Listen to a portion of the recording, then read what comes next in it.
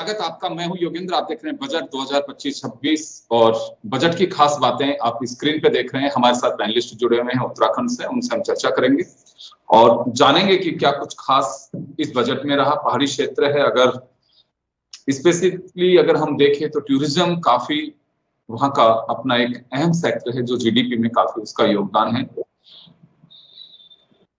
निर्मला सीतारमण का 8वां बजट है ये, और टैक्स, क्योंकि टैक्स पेयर्स पूरे देश में है, हर राज्य को प्रभावित भी करता है और राहत भी देता है। ग्रामीण विकास की बात करें तो वो भी, उसका इम्पैक्ट सभी चीजों पे आता है। हमारे साथ इस पूरे मुद्दे पर चर्चा करने के लिए ज्योत्सना द्विवेदी जी चार्टर्ड अकाउंटेंट हैं, प्रोफेसर दीपक खाती साहब हमारे साथ अर्थशास्त्री हैं, और हमारे साथ अंकित अग्रवाल साहब व्यापारी भी हैं और एडवोकेट भी हैं।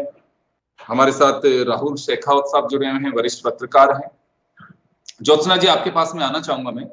एक मध्यम वर्ग के लिए कहा जा सकता है कि मोदी साहब का एक तीसरा कार्यकाल है और निर्मला जी का 8वां बजट है। ये एक दो पार्ट में, यानी कि मिडिल क्लास को लेकर के बहुत ज्यादा अब तक की एक सवाल उठ रहे थे कि मध्यम वर्ग वोट भी काफी कास्ट करता है बीजेपी को, लेकिन कुछ दे नहीं रहा। तो इस बजट से कुछ राहत की उम्मीद कही जा सकती है? हाँ जी सर, ये आम आदमी का बजट है।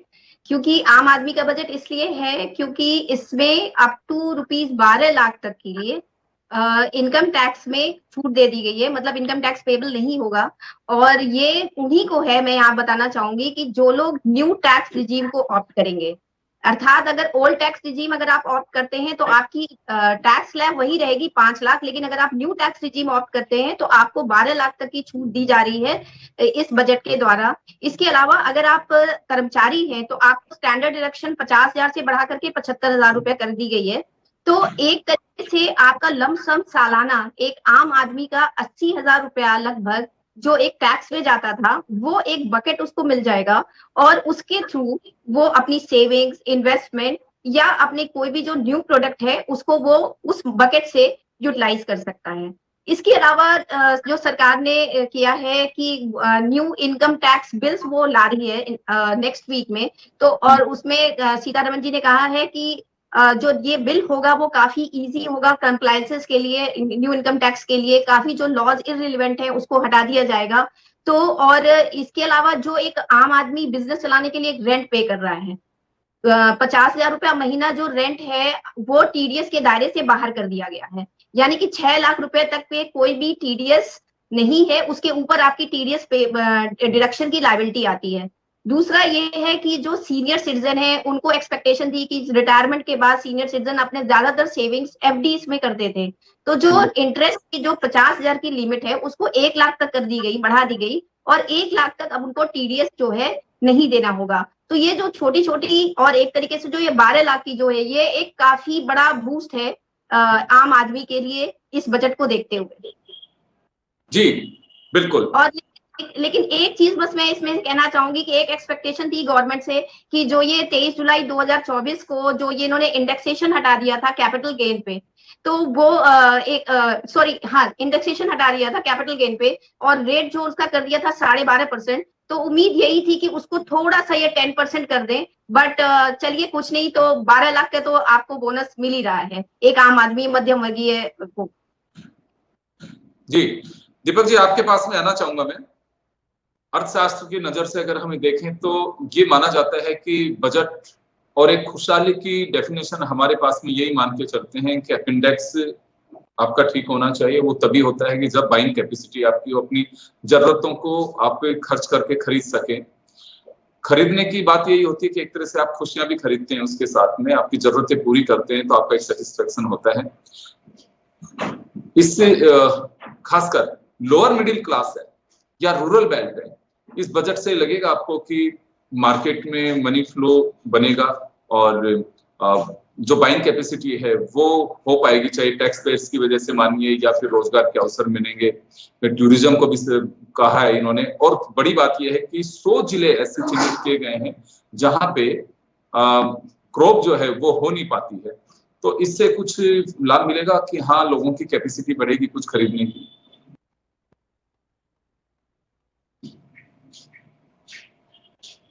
जी, चलिए दीपक जी हमारे साथ में जुड़ेंगे। मैं तब तक राहुल शेखावत जी का रुख करना चाहूंगा। राहुल जी, कैसा रहा बजट अगर ओवरऑल हम बात करें जर्नलिस्टिक नजर में?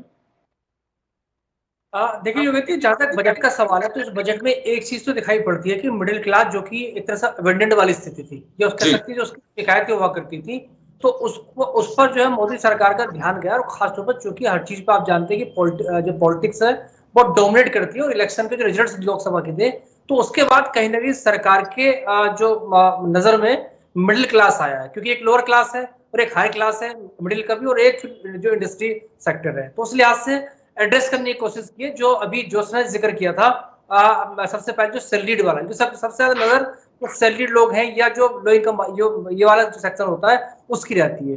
तो 12 लाख तक जीरो है, हालांकि उसमें टर्म कंडीशन है, रिबेट रखी गई है, लेकिन दिया गया है। जाहिर सी बात है थोड़ा बहुत इसमें फायदा होगा, लेकिन और ये भी कह सकते हैं कि एक शुरुआत की गई है, तो उस लिहाज से वो मिडिल क्लास हो सकता है। और साथ ही साथ कुछ एक चीज जो मतलब इससे ज्यादा मुझे जो नजर आती है, जो कुछ दवाइयां हैं, दवाइयों पे जो कुछ किया गया, खासतौर पर जो जीवन रक्षक दवाइयां कैंसर पे, उस पर जो ड्यूटीज हटाई गई है वो ज्यादा मैटर करता है मेरे ख्याल से। वो भी एक अच्छी चीज है। उसके अलावा जो किसान जो क्रेडिट कार्ड्स हैं उसका जो दायरा बढ़ाया गया है वो भी एक ठीक है। और उसके अलावा जो मोटे तौर पे इसमें जैसे सिर्फ स्पेसिफिक मिडिल क्लास की बात करें तो मेरा अपना व्यक्तिगत मत थोड़ा सा दूसरा है। एक हाथ से बड़ा और दूसरा हाथ से निकाल लो, क्योंकि इसमें देखिए यहाँ तो दिख रहा है, लेकिन इसके बाद जो मेन जो प्रॉब्लम है वो जीएसटी वाली है। जीएसटी जितना है अल्टीमेटली चूंकि इंडिविजुअल्स हैं वो जीएसटी देते तो है, लेकिन उनको उसका कोई वो तो मिलता नहीं है। एक ये व्यवहारिक इस चीज में भी है। और दूसरा एक जो मोदी रिजीम का शुरुआत से कह रहा है कि मतलब उनका ध्यान, जैसे पहले एक इन्वेस्टमेंट वाली थी कि आप चाहे वो टैक्स में छूट के बहाने ही अपने कुछ एलआईसी वगैरह आप करा लें, इन्वेस्टमेंट कर दें, तो वो सरकार कहीं ना कहीं एक मंशा दिखती कि आप बहुत ज्यादा जमा पूंजी मत करो, कमाओ लगाओ, एक ये इस पर दस्ती, तो उसके माइनस प्लस ऑल टुगेदर। लेकिन अभी वो एक थ्योरी तो थी, आज की बचत कल की मुस्कान हम देखते थे एलआईसी और इनके उस पे आपने भी सबने देखा होगा। तो वो अब मुझे लग रहा है कि उदारीकरण के बाद में थोड़ा सा ये हो गया है कि वर्तमान में भरोसा रखिए, ये कहा जा सकता है। बिल्कुल, वो एलआईसी शायद कुछ जिंदगी के बाद भी कुछ समथिंग ऐसा कुछ स्लोगन उसका पॉलिसी कुछ नाम था। क्योंकि देखिए कल तो अच्छी बात है, कल का सोचना पड़ता है। अगर पुराने रिजीम की बात तो उसमें तो कल का जिक्र था, आज जो बच गया। अगर आज पैसा मेरे पास कम है तो मैं एनी हाउ अपना मैनेज कर लूंगा, लेकिन कुछ बचा हुआ तो मेरे बाद में काम आएगा। लेकिन इस रिजीम में आज तो मैं खर्च कर लूंगा या कुछ ज्यादा मिल रहा है, लेकिन बाद में क्या है, वो संकट है। मिडिल क्लास का मेरा हमेशा मानना रहा है कि उसका एक अपना संकट रहा है। वो अपने लिए एक नॉर्मल नैसर्गिक जिंदगी नहीं जी पाता, उसके पास इधर की उधर की तमाम किस्म की जो था मारामारी रहती है। तो बजट में एक तरह से ये अच्छी चीज है। मैं कहूँगा जो न्यू टैक्स रिजीम है, पुरानी बहुत ज्यादा बदलाव मुझे लगता नहीं कि उसमें बदलाव किया गया है। और इसमें भी देखें तो अगर इसको कहते हैं ना, एक मोटे तौर पे बड़ी पिक्चर दिखती है, लेकिन अगर ओवरऑल देखें जो पिछला बजट था उसमें वो 3 थी, इस बार 4 है, तो वो 1 लाख बढ़ी है। और ऐसा लगता है, लेकिन टोटल कैलकुलेशन में आएंगे तो बचत है, लेकिन क्या उतनी बचत है जितनी महंगाई बढ़ रही है। अभी जोशना जिक्र एक शायद उसका कैपिटल गेन किया था, जहां तक अगर मैं जितना मैं देख पाया तो कैपिटल गेन इससे अलग होगा, उसमें शायद टैक्सेशन होगा कैपिटल गेन में। जी चलिए, मैं वापस आऊंगा आपके पास में, अंकित जी के पास में जाना चाहूंगा, क्योंकि व्यापार उद्योग का काफी ध्यान होता है इस पे। तो अंकित जी, क्या लगता है आपको? एमएसएमई सेक्टर की भी बात कही गई है, स्टार्टअप्स की बात कही गई है, और स्टेट्स को भी फंड एलोकेशन की बात की गई है, बिना ब्याज के शहरों का विकास होगा। तो ग्रामीण सेक्टर की अगर हम बात करें तो वहां कुछ हालात इस तरह के हैं कि जो व्यापारी है गांव का, वो केवल परचूनी की दुकान तक सीमित नहीं है, बड़े छोटे मिडिल स्टोर भी आ सके और भी कुछ संभावना यहाँ पे बन सके। सर, अगर हम छोटे लेवल के एमएसएमई या व्यापारियों की बात करें तो उन्हें तो इस बजट में शायद ही कुछ मिला हो, क्योंकि वो पहले भी 7 लाख के नीचे की इनकम पर ही आते थे, और अब 7 लाख की इनकम को बढ़ाकर 12 लाख कर दिया गया है। हाँ, अगर हम मध्यम वर्गीय की बात करें तो उसमें बहुत अच्छा फायदा मिला है कि 12 लाख तक की इनकम टैक्स फ्री हो गई, और जिनकी 12 से ज्यादा भी है उनके लिए टैक्स स्लैब कम कर दिए गए। आप देखिए, पहले 15 लाख की इनकम के ऊपर 30% टैक्स स्लैब लग जाता था, जो अब 24 लाख के ऊपर लगेगा, यानी वो एक बहुत अच्छी रिलीफ है। तो अगर मैं मध्यम वर्गीय के हिसाब से देखूं या टैक्स पेयर्स के हिसाब से देखूं, वो चाहे किसी भी वर्ग का हो, तो ये बजट एक क्रांतिकारी बजट है। लेकिन अगर आप उसे ब्रॉड प्रोस्पेक्टस में देखेंगे तो सरकार की मंशा अब ये लगती है कि कमाओ और खर्च करो, क्योंकि सेविंग को आप बढ़ावा नहीं दे रहे। नई टैक्स रिजीम में सेविंग पर कोई छूट आपको नहीं मिलती। आप 10,000 की कीजिए या 10 लाख की कीजिए, ज्यादा करेंगे तो उस पर टैक्स जरूर देना पड़ेगा। ओल्ड टैक्स रिजीम को छेड़ा ही नहीं गया बिल्कुल भी, और अब उसको इतना उदासीन बना दिया गया है कि लगभग 99% लोग नई टैक्स रिजीम को ही ऑप्ट करेंगे। अगर हम इसमें आपको लगता है अंकित जी, इसमें आपको लगता है कि गवर्नमेंट का फोकस अब नई टैक्स रिजीम की ओर ये है कि आपको उसी ओर जाना होगा, क्योंकि आपके पास में ऑप्शन है। अगर ओल्ड आप टैक्स रिजीम अगर आपने को फॉलो कर रहे हैं तो आप उसको शिफ्ट भी कर सकते हैं। ज्योत्सना जी ऐसा है शायद ना इसमें? जी देखिए, जो शिफ्टिंग का ऑप्शन है वो सिर्फ सैलरीड एम्प्लॉइज के साथ है, हर साल शिफ्ट करने का बिटवीन न्यू टैक्स रिजीम और ओल्ड टैक्स रिजीम। लेकिन बिजनेस क्लास के लिए ये रिस्ट्रिक्शन है, वो जीवन काल में सिर्फ एक बार स्विच ओवर मार सकता है। तो ये उनके लिए अच्छा है कि जो लास्ट ईयर अभी जो सरकार ने किया था कि आप स्विच ओवर कर सकते हैं बिजनेस क्लास के लिए, तो वो जो न्यू टैक्स रिजीम ऑप्ट कर लिया है उनके लिए तो ये वेल एंड गुड है कि चलो 7 लाख से 12 लाख हो गया। पर जिन्होंने स्विच ओवर कर मार दिया तो उनके लिए थोड़ी दिक्कत है कि वापस इसमें आने के लिए। हाँ, एक चीज मैं और कहना चाहती हूँ कि ये जो बात हो रही है हैबिट की, देखिए सेविंग्स इज हैबिट। अगर आपके पास एक हैबिट भी है और दूसरा अगर आपके पास पैसा ही नहीं होगा सेविंग्स में डालने के लिए, इन्वेस्टमेंट करने के लिए, तो आप कहाँ से कर पाएंगे। तो मेरा जो व्यू है वो यही है कि आम आदमी का ये बजट है और जब उसके पास पैसे बचेंगे तो चाहे उसको इनकम टैक्स में छूट मिले या ना मिले, जिसकी हैबिट होगी वो जरूर इन्वेस्टमेंट करेगा। और एक चीज और है, इस बजट में सेल्फ ऑक्यूपाइड हाउस प्रॉपर्टी को दो हाउस प्रॉपर्टी के लिए एग्जेम्पशन दे दी गई है, नील पे उसकी कैलकुलेशन होगी। तो एक तरीके से रियल सेक्टर में बूम लाने के लिए ये किया गया है। और जो आम आदमी है वो चाहेगा कि वो 2 हाउस खरीदे। इससे एक तो रियल सेक्टर भी बूम करेगा, सीमेंट इंडस्ट्री भी बूम करेगी और साथ ही साथ आने वाले टाइम में होटल इंडस्ट्रीज भी बूम करने की संभावना है इस स्टेप से। चलिए मैं वापस लौटूंगा आपके पास में, मैं एक बार अंकित जी का वापस रुख करना चाहूंगा। जी अंकित जी, तो आपका जो ये कहना था कि ये बहुत बड़ा बेनिफिट व्यापारी के लिए तो एटलीस्ट नहीं है, क्योंकि अगर उनको लगता है कि नई टैक्स रिजीम में बेनिफिट हो रहा है और आपने वो ऑप्शन जो आपको दिया, अगर वो पहले से आपने उसको सेलेक्ट किया है ओल्ड में, तो आपको ये बेनिफिट नहीं मिल पाता है। लेकिन हाँ, आपके पास में अगर स्विच का चांस है तो आप इसका बेनिफिट ले सकते हैं। लेकिन एक बहुत छोटी बात है, ये सैलरी क्लास जो लोग हैं उनके लिए बड़ी बेनिफिट की बात इसमें टैक्स इसमें कह सकते हैं। एमएसएमई की सेक्टर को लेकर के आपका ये कहना है कि लेकिन जो 10 करोड़ से 20 करोड़ लोन की एक जो राहत दी है इसमें, उससे बेनिफिट मिलेगा। जी अंकित जी। जी सर, उसको बहुत अच्छी राहत मिलेगी। और अभी हम बात कर रहे थे छोटे व्यापारी के लिए। छोटा व्यापारी हम जिसे मानते हैं जिसकी 5-10 लाख रुपए तक की साल भर की टोटल आय है, यानी खर्चों को घटाने के बाद जो टोटल उसकी इनकम निकलती है, तो उसके लिए टैक्स लेना बहुत ज्यादा कोई बेनिफिट नहीं है। दूसरी चीज, जो हम नई और पुरानी रिजीम की बात कर रहे हैं, नई रिजीम को इतना इंटरेस्टिंग और इतनी रिबेट दे दी गई है कि कोई भी आदमी अब नई की तरफ ही जाना चाहेगा। जी। अगर आप पुराने सिस्टम को आप ध्यान से देखें तो आदमी चाहे अपने खर्चों को काबू करके कुछ ना कुछ इन्वेस्ट करता था कि हाँ भैया मुझे 1.5 लाख रुपए एटीसी के बचाने ही है। अगर आप सैलरीड लोगों से बात करें जो कम सैलरी पर थे, 8 लाख 10 लाख 12 लाख जिनकी सैलरी थी, वो लोग कोशिश करते थे कि किसी भी तरीके से मेरी बचत हो जाए क्योंकि मुझे इनकम टैक्स में फायदा मिल रहा है। वो धीरे धीरे अब गवर्नमेंट शायद कम कर रही है और पैसा पूरी तरह बाजार में आ रहा है।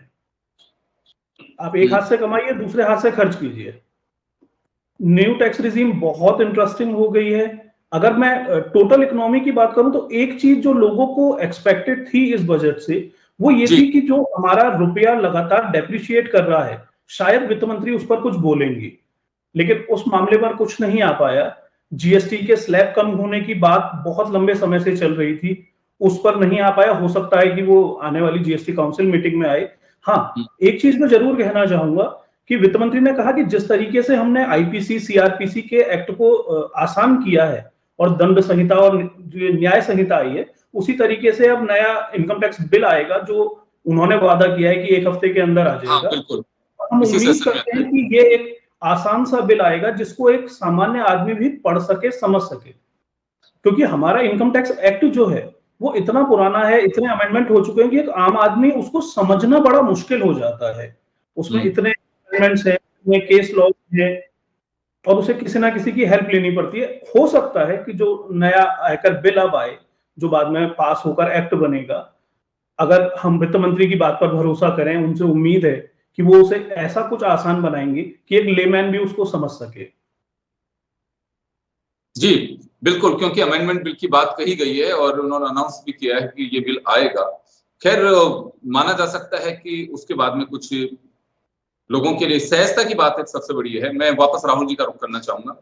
राहुल जी, रूरल बेल्ट की मैं बात अभी अंकित जी से भी जानना चाह रहा था, मैं आपसे भी जानना चाहूंगा। शहरी विकास की तो बात कही गई है, 100 जिलों को आइडेंटिफाई करने की भी बात कही गई कि जहां क्रॉप का कम प्रोडक्शन होता है उनके लिए भी दलहन को फोकस किया गया है कि दलहन पे ध्यान दिया जाएगा ताकि हम आत्मनिर्भर बन सकें।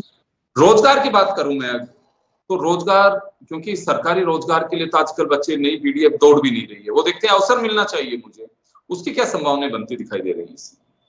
बिल्कुल, देखिए वही पिछली बार छूट गया था। दरअसल बजट में जो नौकरियों वाली स्थिति है, सरकार चाहे वो सरकारी की बात करें, अगर आपको प्राइवेट सेक्टर में तो आपको मैन्युफैक्चरिंग को कहीं ना कहीं देना पड़ेगा, जो बाकी सेक्टर्स हैं जहां से नौकरियां निकल सकती हैं, तो उस पर सरकारी की तरफ तो सोचना बहुत ज्यादा बेकार, जब सब चीजें प्राइवेटाइजेशन की तरफ हम जा रहे हैं, तो वो एक फैक्टर है। एमएसएमई, चूंकि अंकित ने जिक्र किया था, एमएसएमई एक ऐसा सेक्टर है जिसमें नौकरियां हैं, जिसमें ट्रेडिशनली रही हैं, उसको अगर आप फोकस करोगे या उसको प्रमोट करोगे या उसके लिए सिवाय नारों के अलावा या सोकोल्ड जो भी जैसी बातें की जाती हैं, जमीनी तौर पर अगर उससे प्रमोट करें तो मुझे लगता है नौकरियां वहां से निकलेंगी। तो अगर आपको याद हो, बहुत पुरानी बात नहीं है, कोरोना के टाइम में एक बहुत चर्चित एमएसएमई को एक पैकेज दिया गया था, अगर आपको याद हो, तो वो उस पैकेज का कितना एडवांटेज एमएसएमई, चूंकि अंकित जी व्यापारी है, वो ज्यादा महसूस करेंगे, बता भी पाएंगे उसका कितना फायदा और किसको फायदा मिला है। तो एमएसएमई को आप प्रमोट करिए, और उसके अलावा agriculture sector, suppose agriculture sector पर आपको ध्यान देना पड़ेगा, ग्रामीण, क्योंकि ग्रामीण अगर आप उसको एड्रेस करेंगे तो वहां भी लोग, एक तो दो चीजें, उसके दो फायदे हैं, एक तो पलायन रुकेगा, एक जमाना था आदमी शहर की तरफ भाग रहा था, but now days as of now लोग रियलाइज करते हैं कि यार यहाँ करेंगे क्या, 15-20 हजार की नौकरी, फायदा क्या, पूरे दिन करोगे, वो जो शहरों में क्राउड हो रहा है वो कम होगा। हाँ, अगर उसको प्रमोट करें और उसको मतलब एक सीरियसली एड्रेस करें, तो वो मुझे लगता है कि उधर से वो रुकेगा, लोग वहां टिकेंगे।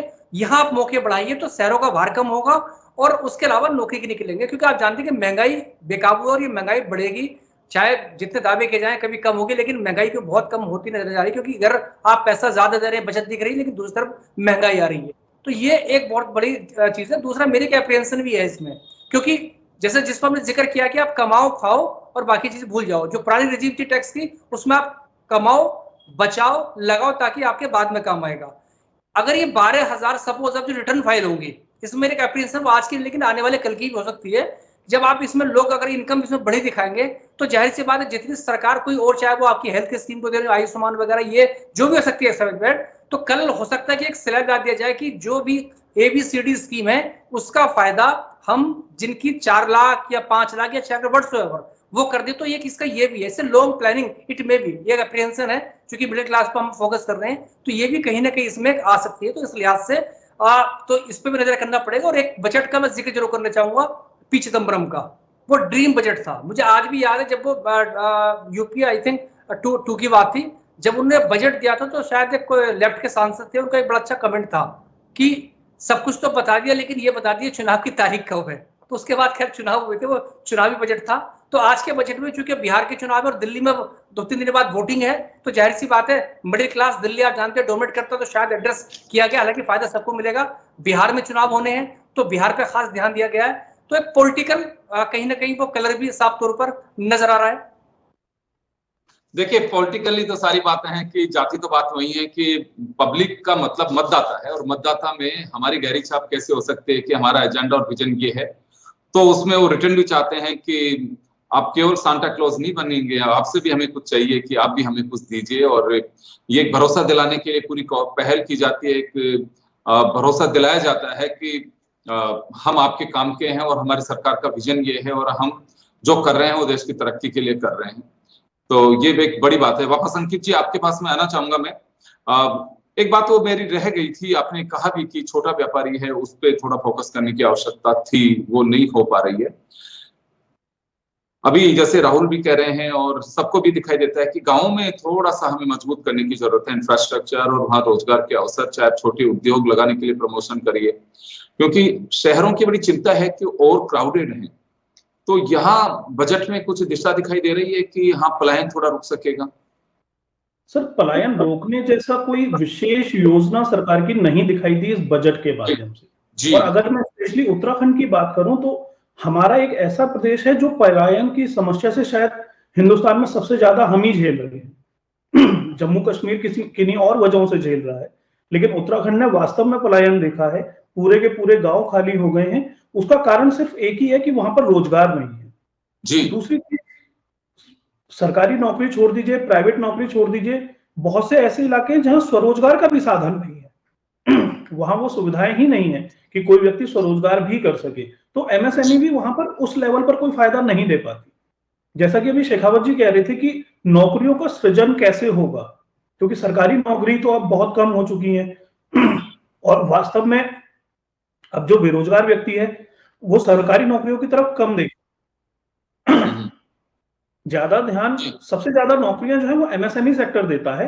और साथ ही जो अनऑर्गेनाइज्ड सेक्टर है, अगर आप सर्वेज देखेंगे तो अनऑर्गेनाइज्ड सेक्टर सबसे ज्यादा नौकरियां इस हिंदुस्तान में देता है, लेकिन उन्हें उतने बेनिफिट्स नहीं मिल पाते। और इस बजट में भी कोई बहुत बड़ी उम्मीद अनऑर्गेनाइज्ड सेक्टर के लिए नहीं है। ऑर्गेनाइज के लिए तो बहुत कुछ आया है।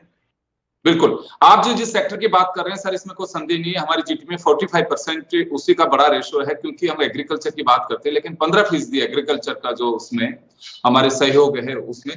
चलिए, मैं माफी चाहूंगा, बहुत सही दिशा में आप लोगों ने हमें बताया और हमारे दर्शकों को रूबरू कराया अपने विचारों से, और बजट को लेकर के चर्चा की है। आप सभी का बहुत बहुत शुक्रिया।